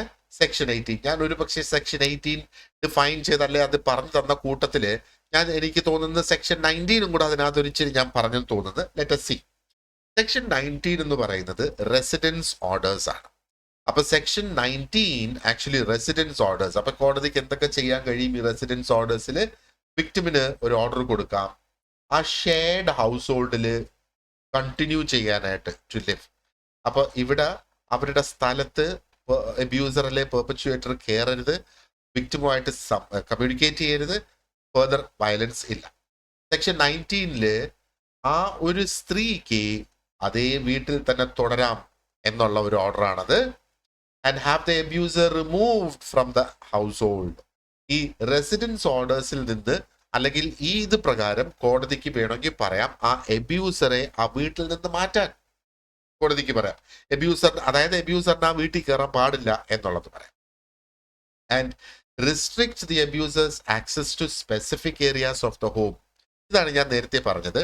ആ വീട്ടിലെ ചില ഏരിയാസിൽ, അതായത് ഒരു പക്ഷേ ആ ഒരു സ്ത്രീ ഉപയോഗിക്കുന്ന സ്ഥലങ്ങളായിരിക്കാം ഒരു ബെഡ്റൂം, ഒരു ടോയ്ലറ്റ്, അടുക്കള. അപ്പൊ ആ സ്ഥലങ്ങളിൽ കയറരുത് എന്നും അതാണ് specific areas of the home എന്ന് പറയുന്നത്. ആ സ്പെസിഫിക് ഏരിയാസിൽ ഈ വ്യക്തി കയറരുത് എന്ന് പറയാം അങ്ങനെയും കോടതിക്ക് ഒരു ഓർഡർ കൊടുക്കാം എന്നുള്ളതാണ്. ഓക്കെ, ആൻഡ് അടുത്ത സെക്ഷൻ 20 ആണ്. സെക്ഷൻ 20യിൽ മോണിറ്ററി റിലീഫിന്റെ കാര്യമാണ് ഇവിടെ ഈ പറയുന്നത്. അപ്പൊ സാമ്പത്തികമായ റിലീഫാണ്, പൈസ കൊടുക്കുക എന്നുള്ളതാണ് ഈ മോണിറ്ററി റിലീഫ് എന്ന് പറയുന്നത്. അപ്പോ ഇവർക്ക് ഏതൊക്കെ സാഹചര്യത്തിൽ മോണിറ്ററി റിലീഫിന് അപേക്ഷിക്കാം എന്ന് ചോദിക്കുകയാണെങ്കിൽ, ഒന്ന് മെഡിക്കൽ എക്സ്പെൻസസ് കവർ ചെയ്യുന്നത്. പ്രധാനമായിട്ടും ആ ഒരു ഒരു ഒരു ഒരു വയലൻസ് മുഖാന്തരം അവർക്ക് എന്തെങ്കിലും ഇഞ്ചുറീസ് സംഭവിച്ചിട്ടുണ്ടെങ്കിൽ അതിന്റെ മെഡിക്കൽ എക്സ്പെൻസ് ഇവിടെ കവർ ചെയ്യുക എന്നുള്ളതാണ്. ഇനി മറ്റൊന്ന് maintenance payment for the victim and her children. അവരുടെ ജീവിതം മുന്നോട്ട് പോകണമല്ലോ, അപ്പൊ അവർക്ക് മാസം തോറും മെയിൻ്റനൻസ്, അവർക്ക് ജീവിച്ചു പോകുന്നതിനുള്ള പൈസ അവർക്കും കുട്ടികൾക്കും കൊടുക്കുക എന്നുള്ളത്. And compensation for physical and mental distress. ഇപ്പൊ ഫിസിക്കൽ ഡിസ്ട്രെസ് അല്ലെങ്കിൽ മെന്റൽ ഡിസ്ട്രെസ്, ഈ വയലൻസ് മുഖാന്തരം ഉണ്ടായിട്ടുള്ള മെന്റൽ ആൻഡ് ഫിസിക്കൽ ഡിസ്ട്രെസ്സിന് അവർക്ക് കോമ്പൻസേഷൻ ആവശ്യപ്പെടാം എന്നുള്ളതാണ്. അപ്പൊ ഇവിടെ കോടതിയാണ് ശരിക്കും തീരുമാനിക്കുന്നത് എത്രയാണ് ഈ മോണിറ്ററി റിലീഫില് അവർക്ക് നൽകേണ്ടത്. അത് ആ ഒരു വിക്ടിമിന്റെ ആവശ്യങ്ങളും ആ ഒരു പെർപ്പച്വേറ്ററിന്റെ അല്ലെങ്കിൽ അവർക്ക് ഉപദ്രവം ഉണ്ടാക്കുന്ന വ്യക്തിയുടെ സാമ്പത്തിക സ്ഥിതിയും അനുസരിച്ച് എമൗണ്ട് കൂടിയും കുറഞ്ഞും വരാം എന്നുള്ളതാണ്. ഓക്കെ, ഇനി സെക്ഷൻ 21. അപ്പൊ ഈ മോണിറ്ററി റിലീഫ് കഴിഞ്ഞ് സെക്ഷൻ 21ലേക്ക് നമുക്ക് വരാം. നേരെ ആദ്യം നമുക്ക് സെക്ഷൻ 22 ഒന്ന് നോക്കാം. അപ്പൊ സെക്ഷൻ 22ൽ പറയുന്നത് കോമ്പൻസേഷൻ ഓർഡേഴ്സ് ആണ്. അപ്പൊ നേരത്തെ നമ്മൾ നോക്കിയത് മോണിറ്ററി റിലീഫ് ആണ്. അപ്പൊ കോമ്പൻസേഷൻ ഓർഡർ എന്ന് പറയുന്നതും സാമ്പത്തികം അല്ലെങ്കിൽ കാശ്, പൈസ അതിനകത്ത് വരുന്നുണ്ട്. അപ്പൊ ഇതെങ്ങനെയാണ് വരുന്നത്? Mental trauma and physical injuries, loss of earnings or property due to the violence, അതിനാണ് കോമ്പൻസേഷൻ. അപ്പൊ നമുക്ക് എപ്പോഴാണ് കോമ്പൻസേഷൻ കിട്ടേണ്ടത്? നമുക്ക് എന്തെങ്കിലും നഷ്ടമാകുമ്പോഴാണ് നമുക്ക് കോമ്പൻസേഷൻ കിട്ടേണ്ടത്, അല്ലേ? അപ്പോൾ ഒന്ന് മെന്റൽ ട്രോമ, മറ്റൊന്ന് ഫിസിക്കൽ ഇഞ്ചുറി. ഓക്കെ, അതേപോലെ ഏർണിങ്സ് നഷ്ടപ്പെടുക. ഒരു പക്ഷേ അവർക്ക് ഇത് കൊണ്ട് ഈ അബ്യൂസിന് ശേഷം അവർക്ക് അത് തല്ലുകിട്ടി ജോലിക്ക് പോകാൻ കഴിയുന്നില്ല. അല്ലെങ്കിൽ ലോസ് ഓഫ് പ്രോപ്പർട്ടി, അവരുടെ എന്തെങ്കിലും വസ്തുക്കൾ, വീട്ടിലെ ഉപകരണങ്ങൾ, അവരുടെ സംഗതികൾ അത് അടിച്ചു പൊട്ടിച്ചാൽ ഈ വയലൻസിന്റെ ഭാഗമായിട്ട് അതിന് ഒക്കെ കൊടുക്കാനായിട്ട് സാധിക്കുന്നത്, അതാണ് കോമ്പൻസേഷൻ. അപ്പോൾ കോമ്പൻസേഷനും മോണിറ്ററി റിലീഫും രണ്ടും രണ്ട് സെക്ഷന്റെ കീഴിലാണ് വരുന്നത്. അപ്പൊ മോണിറ്ററി റിലീഫ് എന്ന് പറയുമ്പോൾ മെഡിക്കൽ എക്സ്പെൻസസ് അതിനകത്ത് കവറാകും. അവരുടെയും കുട്ടികളുടെയും ചെലവിനുള്ള മെയിൻ്റനൻസിനുള്ള പൈസ അവിടെ വരും. ഓക്കെ, ആൻഡ് ഇതാണ് പ്രധാനമായിട്ട് അവിടെ വരുന്നത്. ആൻഡ് ഈ മെന്റൽ ട്രോമ, ഫിസിക്കൽ ഇഞ്ചുറീസ്, അതിനും loss of earnings and property due to the violence, അത് സെക്ഷൻ 22ലാണ് വരുന്നത്. ഇനി നമുക്ക് സെക്ഷൻ 21ലേക്ക് വരാം. അത് കസ്റ്റഡി ഓർഡേഴ്സ് ആണ് സെക്ഷൻ 21ൽ പറയുന്നത്. സോ ഈ ഒരു ആക്ട് അല്ലെങ്കിൽ ഈ ഒരു സെക്ഷൻ കൊണ്ട് എന്താ പറയേണ്ടത്, വിക്ടിംസിന് കുട്ടികളുടെ കസ്റ്റഡി ആവശ്യപ്പെടാം. അപ്പൊ വിക്ടിം സ്ത്രീയാണ്, ആ കേസ് തീരുന്നിടം വരെ അല്ലെങ്കിൽ അതിന്റെ ഫൈനൽ ഓർഡർ വരുന്നിടം വരെ ആ സ്ത്രീക്ക് കസ്റ്റഡി ആവശ്യപ്പെടാം. അതിനെ ടെമ്പററി കസ്റ്റഡി, താൽക്കാലിക കസ്റ്റഡി എന്ന് പറയും. അപ്പോ ഇവിടെ കോടതിക്ക് ആ ഒരു വിക്ടിമിന് കുട്ടികളുടെ കസ്റ്റഡി കൊടുക്കാം. കാരണം ഹസ്ബൻഡ് എന്ന് പറയുന്ന വ്യക്തി അല്ലെങ്കിൽ ആ പുരുഷൻ എന്ന് പറയുന്നത് വയലന്റ് ആണ്, വയലൻസ് ഓൾറെഡി ചെയ്തിട്ടുണ്ട്. അപ്പോൾ ഈ കുട്ടികളുടെ സേഫ്റ്റിക്കും അവരുടെ സംരക്ഷണത്തിനും അവരുടെ പ്രൊട്ടക്ഷനും വേണ്ടിയിട്ട്, അവരുടെ വെൽബീയിങ്ങിന് വേണ്ടി ആ കുട്ടികളുടെ കസ്റ്റഡി വൈഫിനെ ഏൽപ്പിക്കാം എന്നുള്ളതാണ്. ഓക്കെ, അപ്പോൾ that is 7 compensation orders. And അടുത്തത് സർവീസ് പ്രൊവൈഡേഴ്സ്, അവരുടെ റോളും സെക്ഷൻ 10ൽ അതാണ് പറയുന്നത്. അപ്പൊ ഈ PWDVA എന്ന് പറയുന്നത് it mandates the registration of service providers under section 10. അപ്പൊ ആരാണ് ഈ സർവീസ് പ്രൊവൈഡേഴ്സ്? എന്താണ് അവർ പ്രൊവൈഡ് ചെയ്യുന്ന സർവീസ് എന്ന് പറയുന്നത്? ഈ സർവീസ് പ്രൊവൈഡേഴ്സ് എന്ന് പറയുന്നത് സോഷ്യൽ വർക്കേഴ്സ് ആകാം. They provide assistance to victims. വിക്ടിംസിന് അസിസ്റ്റൻസ് കൊടുക്കുന്ന പ്രൊഫഷണൽ ഓർഗനൈസേഷൻസ് എന്ന് വേണമെങ്കിൽ നമുക്ക് പറയാം. ഇപ്പൊ വിക്ടിംസിന് ഷെൽട്ടർ കൊടുക്കുന്നത്, വിക്ടിംസിന് മെഡിക്കൽ എയ്ഡ്, വിക്ടിംസിന് കൗൺസിലിംഗ് കൊടുക്കുന്നത്, ഇനി അതും അല്ലെങ്കിൽ വിക്ടിംസിന് ലീഗൽ സപ്പോർട്ട് കൊടുക്കും. അപ്പൊ സർവീസ് പ്രൊവൈഡേഴ്സിന്റെ കാര്യം നമ്മൾ നോക്കുകയാണെന്നുണ്ടെങ്കിൽ ആ ഒരു വിക്ടിംസിനെ അവരെ തിരിച്ച് അവരുടെ ഒരു നോർമൽ ലൈഫിലേക്ക് കൊണ്ടുവരുന്നതിന് വേണ്ടിയിട്ട് സഹായകരമാകും എന്നുള്ളതാണ് ഈ സർവീസ് പ്രൊവൈഡേഴ്സ്. അപ്പൊ ബേസിക്കലി നമ്മളെ നാടൻ ഭാഷയിൽ പറയാനാണെങ്കിൽ നമുക്ക് വേണമെങ്കിൽ പറയാം ഈ സർവീസ് പ്രൊവൈഡേഴ്സ് എന്ന് പറയുമ്പോഴത്തേക്ക് സോഷ്യൽ വർക്കേഴ്സ് ആകാം എന്നുള്ളത്. ഇനി അടുത്തത് നമ്പർ 10. സെക്ഷൻ 12-ലും 13-ലും പറയുന്നത് മാജിസ്ട്രേറ്റ്സിനുള്ള പവറിനെ കുറിച്ചാണ് അവിടെ പറയുന്നത്. മാജിസ്ട്രേറ്റ്സിന് എന്തൊക്കെ ഇതിനകത്ത് ചെയ്യാം എന്നുള്ളത്.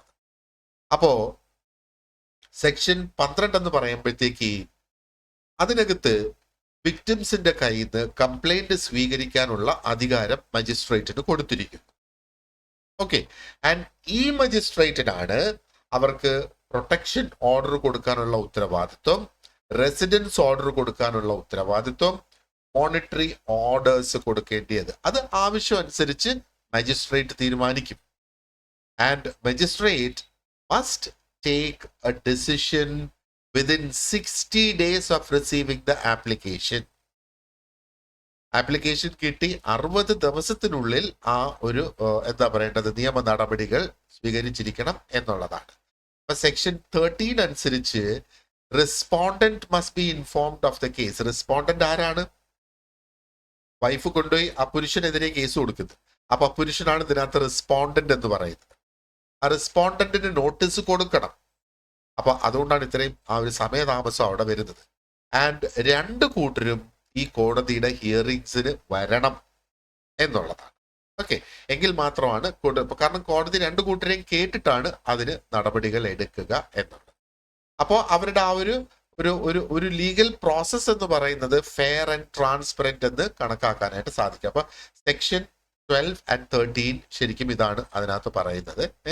പിന്നെ ഫിസിക്കൽ അബ്യൂസ് ഒക്കെ ഉണ്ടാകുമ്പോഴത്തേക്ക് ഡയറക്റ്റ് പോലീസ് സ്റ്റേഷൻ വഴിയും ഈ കേസ് മജിസ്ട്രേറ്റിന്റെ അടുത്ത് എത്താം, ഡയറക്റ്റ് ആയിട്ട് മജിസ്ട്രേറ്റിന്റെ അടുത്ത് ഫയൽ ചെയ്യുകയും ചെയ്യാം. ഇനി അടുത്ത സെക്ഷൻ നമുക്ക് നോക്കാം. സെക്ഷൻ 11 സെക്ഷൻ 11 അല്ല, 11-ാമത്തത് സെക്ഷൻ 14 and 15 ആണ്. അപ്പൊ ഈ 14-ലും 15-ലും പറയുന്നത് എന്താണ്? കൗൺസിലിംഗ് കൊടുക്കാനുള്ള ഓപ്ഷൻ. അതാണ് സെക്ഷൻ 14-ൽ പറയുന്നത്. അപ്പൊ ഇവിടെ കോടതി എന്താ പറയേണ്ടത്? ആ 2 പാർട്ടീസിനും ഡയറക്ഷൻ കൊടുക്കും. നിങ്ങൾ 2 പേരും കൗൺസിലിംഗ് അറ്റൻഡ് ചെയ്ത് വരാനായിട്ട് പറയും. കൗൺസിലിംഗ് അറ്റൻഡ് ചെയ്ത് നിങ്ങൾക്ക് വീണ്ടും ഒന്നിക്കാൻ സാധിക്കുന്നുണ്ടോ, ഒരു റീകൺസിലിയേഷൻ ഇവിടെ പോസിബിൾ ആണോ, അതിന്റെ പോസിബിലിറ്റി നോക്കിയിട്ട് വരാനായിട്ട് പറയും. അപ്പൊ ഈ കൗൺസിലിങ്ങിന് അവർക്ക് സർവീസ് പ്രൊവൈഡേഴ്സിന്റെ അടുത്ത് പോകാം. മനസ്സിലായില്ലേ? Section 15 also allows the court to involve welfare experts. അപ്പൊ ഇവരുടെ ആ ഒരു വെൽഫെയറിന് വേണ്ടിയിട്ടുള്ള സർവീസ് പ്രൊവൈഡേഴ്സ് തന്നെയാണ്. അപ്പൊ കോടതിക്ക് തന്നെ നേരിട്ട് സെക്ഷൻ 15 അനുസരിച്ച് കോടതിക്ക് വെൽഫെയർ എക്സ്പേർട്സിനെ കൊണ്ടുവരാം ഈ ഒരു കേസിലേക്ക് ഇവരുടെ പ്രശ്നം പരിഹരിക്കുന്നതിന് വേണ്ടിയിട്ട്.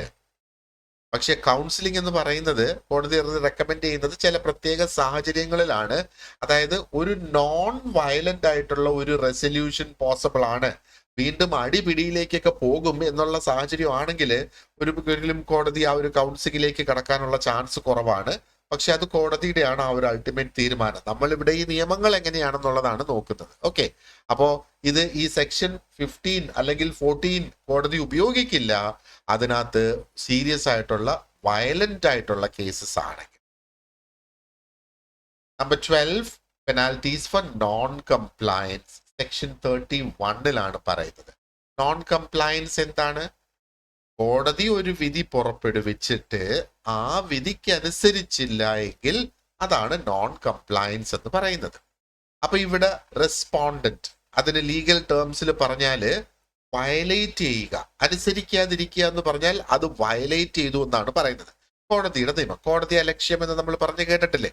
കോടതി അലക്ഷ്യം. അപ്പൊ കോടതി പുറപ്പെടുവിച്ച ഒരു എന്താ പറയണ്ട ഒരു ഉത്തരവ്, ഉദാഹരണത്തിന് പ്രൊട്ടക്ഷൻ ഓർഡർ അല്ലെങ്കിൽ മറ്റെന്തെങ്കിലും ഒരു ഓർഡർ ഈ ഒരു ആക്ട് പ്രകാരം കോടതി ഇഷ്യൂ ചെയ്ത്, അല്ലെങ്കിൽ ഒരു റിസ്റ്റെയിനിങ് ഓർഡർ അല്ലെങ്കിൽ കസ്റ്റഡിയൽ ഓർഡർ, അങ്ങനെ എന്തൊരു ഓർഡർ ആയിക്കോട്ടെ, കോടതി അങ്ങനെ ഒരു ഓർഡർ പുറപ്പെടുവിച്ചു. ആൻഡ് ഈ ഒരു റെസ്പോണ്ടന്റ് അല്ലെങ്കിൽ ഇവിടെ ആ ഒരു ക്രൈം ചെയ്ത വ്യക്തി എന്താ പറയേണ്ടത്? അതനുസരിച്ചില്ല എങ്കിൽ ജയിലിൽ അടയ്ക്കാം 1 വർഷം വരെ, അല്ലെങ്കിൽ 20,000 രൂപ വരെ ഫൈൻ അടിക്കാം. അതല്ലെങ്കിൽ അപ് ടു 20,000 ആണ്, 20,000 വരെ. ഇനി അതും അല്ലെങ്കിൽ കോടതിക്ക് 1 വർഷത്തെ ജയിലും കൊടുക്കാം, അതോടൊപ്പം 20,000 ഫൈനും കൊടുക്കാം. അപ്പൊ അത് പല കോമ്പിനേഷനിൽ വരാം. 6 മാസം ജയിലാകാം, 20,000 ഫൈൻ ആകാം, ചിലപ്പോൾ 1000 രൂപ ഫൈൻ ആകാം, ചിലപ്പോൾ 1 മാസം ജയിലാകാം. അപ്പോൾ അപ് ടു 1 ഇയർ ആണ്. 1 വർഷം വരെയും 20,000 രൂപ വരെയും. ഒന്നുകിൽ രണ്ടും ഒന്നിച്ചു വരാം, അല്ലെങ്കിൽ ഒരെണ്ണം മാത്രം വരാം. അത് പല കോമ്പിനേഷനിലും വരാം.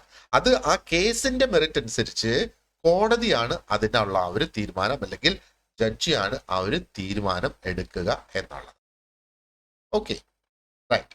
സോ ഇതാണ് പ്രധാനമായിട്ട് നമ്മൾ ഇതിനകത്ത് നിന്ന് മനസ്സിലാക്കി.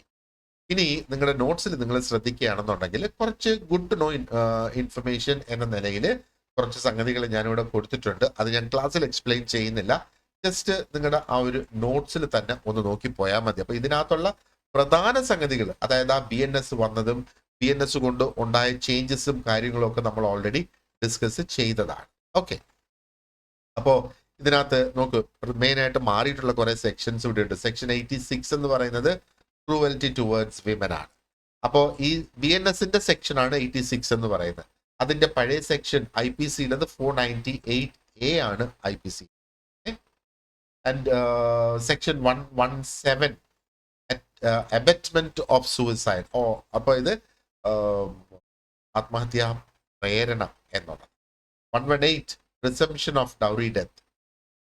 ഡൗറി ഡെത്ത് ആണെന്ന് ഉള്ള ഒരു പ്രിസംപ്ഷൻ അവിടെ വരുന്നത്.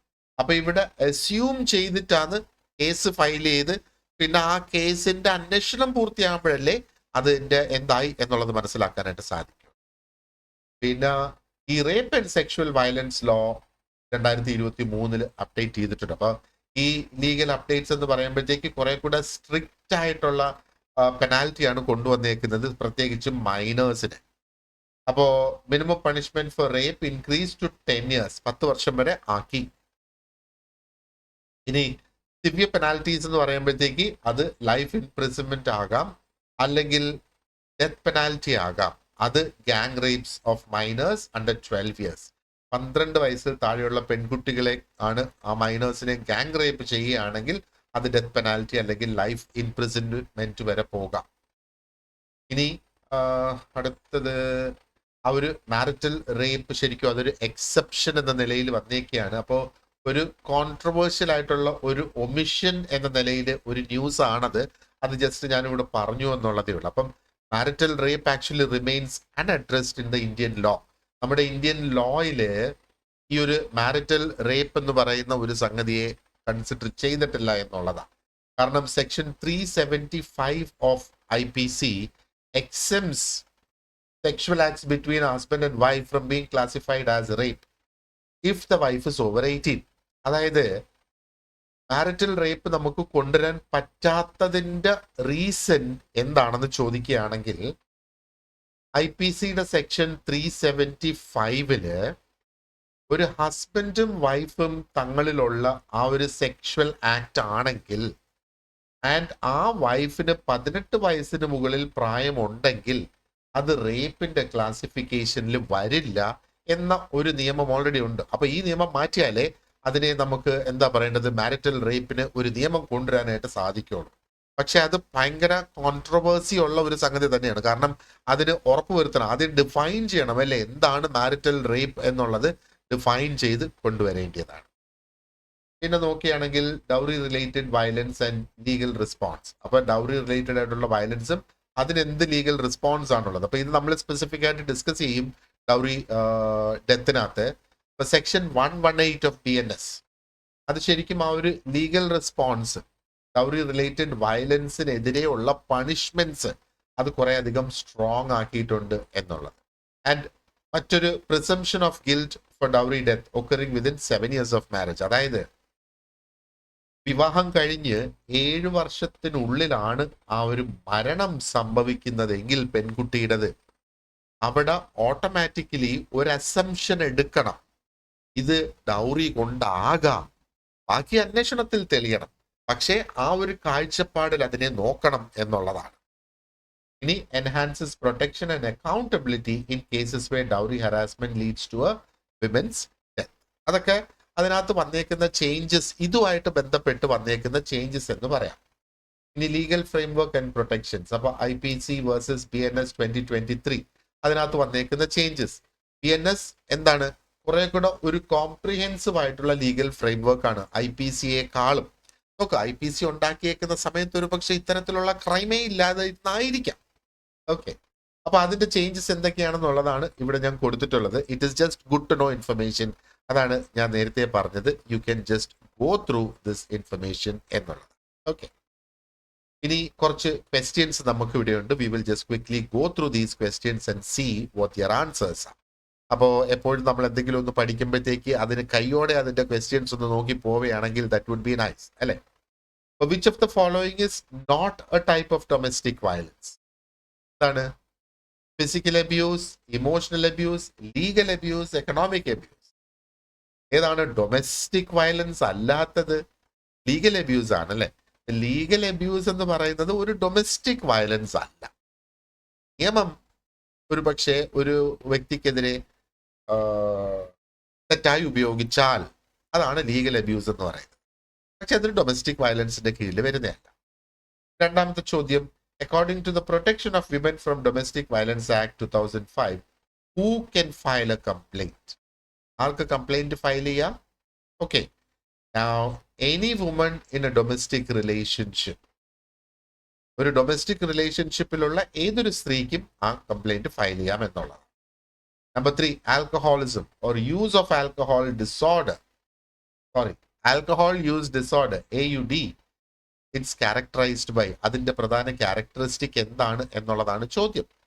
അപ്പോ excessive and uncontrollable alcohol consumption ആണ് അതിന്റെ ക്യാരക്ടറിസ്റ്റിക് എന്ന് പറയുന്നത്, അല്ലേ? Number 4, which section of the protection of women from domestic violence act defines domestic violence? Domestic വയലൻസിന്റെ ഡെഫിനിഷൻ എവിടെ കിടക്കുന്നു എന്ന് ചോദ്യം. സെക്ഷൻ 3ലാണ് ഡൊമസ്റ്റിക് വയലൻസിന്റെ definition. Number 5, which of the following is a key component of the psychopathological theory related to domestic violence? ഇത് ഇതിന്റെ part 1 നമ്മൾ ഡിസ്കസ് ചെയ്തിട്ടുള്ളതാണ്. അത് എന്താ പറയേണ്ടത്? സൈക്കോപാത്തോളജിക്കൽ തിയറി എന്ന് പറയുമ്പോഴത്തേക്ക് ഇറ്റ് ലിങ്ക്സ് മെന്റൽ ഹെൽത്ത് ഇഷ്യൂസിനെയും ആൽക്കഹോൾ കൺസംപ്ഷനെയും ലിങ്ക് ചെയ്യുകയാണ് വയലന്റ് ബിഹേവിയർ. ഓക്കെ, അപ്പൊ മെന്റൽ ഹെൽത്ത് ഇഷ്യൂസിനെയും ഒരു ആൽക്കഹോൾ കൺസംപ്ഷനെയും കൂടെ ലിങ്ക് ചെയ്യുന്നതാണ് സൈക്കോപാത്തോളജിക്കൽ തിയറി എന്ന് പറയുന്നത്. ഓപ്ഷൻ ബി ആണ് നമ്മുടെ ആൻസർ ഇവിടെ. And question number 6, in a case where a woman is forced to give up her salary to her abusive partner, which type of domestic violence is this? ഇത് ഒരു economic abuse ആണ്, അല്ലേ? Right. അപ്പൊ ഇതേപോലെ കുറേയധികം questions നിങ്ങളുടെ നോട്ട്സിലുണ്ട്. അതുകൂടാതെ നിങ്ങൾക്ക് ക്വസ്സും ഇനിയിപ്പോൾ ഉടനെ തന്നെ നമ്മൾ മോക്ക് ടെസ്റ്റുകൾ ആരംഭിക്കുന്നതായിരിക്കും. ഓൾറെഡി നമ്മൾ 4 മോക്ക് ടെസ്റ്റ് കഴിഞ്ഞു. ഇനി ഒരു റിവിഷന്റെ ഭാഗമായിട്ടൊരു കണ്ടിന്യൂസ് മോക്ക് ടെസ്റ്റ് ആയിരിക്കും എക്സാമിന് 2 ആഴ്ച ഉള്ളപ്പോഴത്തേക്ക് നമ്മൾ സ്റ്റാർട്ട് ചെയ്യുക. ഓക്കെ, അപ്പോൾ എന്താ പറയേണ്ടത്, ഈ വീഡിയോയുടെ ഡിസ്ക്രിപ്ഷനിൽ കൊടുത്തിട്ടുണ്ട്. നിങ്ങൾക്ക് നമ്മുടെ സ്റ്റഡി ഗ്രൂപ്പിൽ ജോയിൻ ചെയ്യാനുള്ള വാട്സാപ്പ് ഗ്രൂപ്പിന്റെ ലിങ്ക് അവിടെ ഉണ്ടാകും. ആൻഡ് ആ സ്റ്റഡി ഗ്രൂപ്പിൽ ജോയിൻ ചെയ്ത് കഴിഞ്ഞാൽ നിങ്ങൾക്ക് ഈ നോട്ട്സ് ആക്സസ് ചെയ്യാൻ കഴിയും. നമ്മുടെ ക്വിസിലും ലൈവ് ക്ലാസ്സസിലും ഒക്കെ നിങ്ങൾക്ക് പങ്കെടുക്കാനായിട്ട് സാധിക്കും. Thank you very much for watching this video. My name is Sebastian and wish you A great day. Video class ഇഷ്ടപ്പെട്ടെങ്കിൽ ലൈക്ക് ചെയ്യുക, ഷെയർ ചെയ്യുക, ആൻഡ് ചാനൽ സബ്സ്ക്രൈബ് ചെയ്തിട്ടില്ലെങ്കിൽ ഒന്ന് സബ്സ്ക്രൈബ് ചെയ്യുക.